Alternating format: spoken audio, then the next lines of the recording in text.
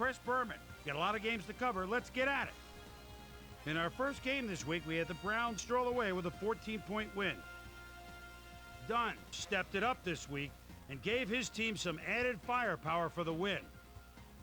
In a long-standing NFC rivalry, we had the Panthers pick up win number 2.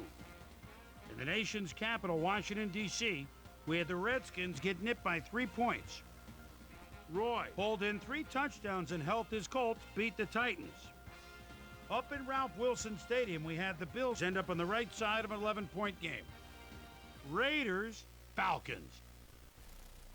Atkins is almost like a center fielder back there. Picks it off at his own 30-yard line. Look at the wheels in the midfield stripe. He's thinking more than just a pick.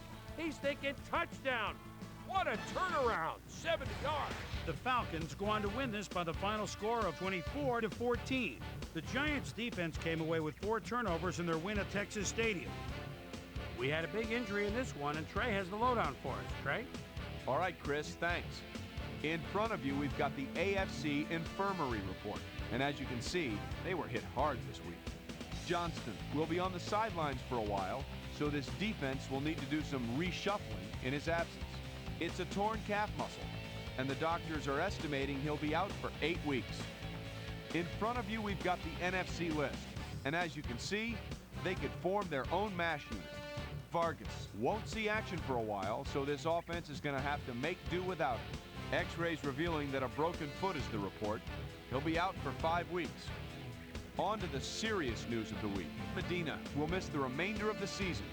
So now that secondary is going to have to really come together if they're going to make up for his absence. Now the big story of the day. This guy is going to be watching from the sidelines for a while, as his injury will deal a major blow to this team. So that'll do it for now. Chris, let's send it back to you. The Jets lost at home and will have to hit the road to meet the Vikings. Page had a stellar game, but all said and done, his performance wasn't enough to lift his team to a victory. In the city by the bay, San Francisco, we had the 49ers win by a comfortable margin.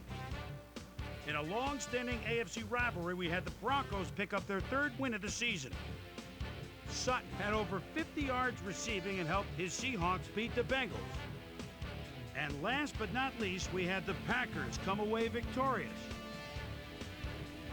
So another week in the books here on ESPN, but what do you say we hand out a few game balls before we go? Here's my prime-time player. That'll do it, sports fans. I'm Chris Berman, and thanks so much for joining us here in the Bristol studios. We'll see you next week right here on ESPN, the worldwide leader in sports.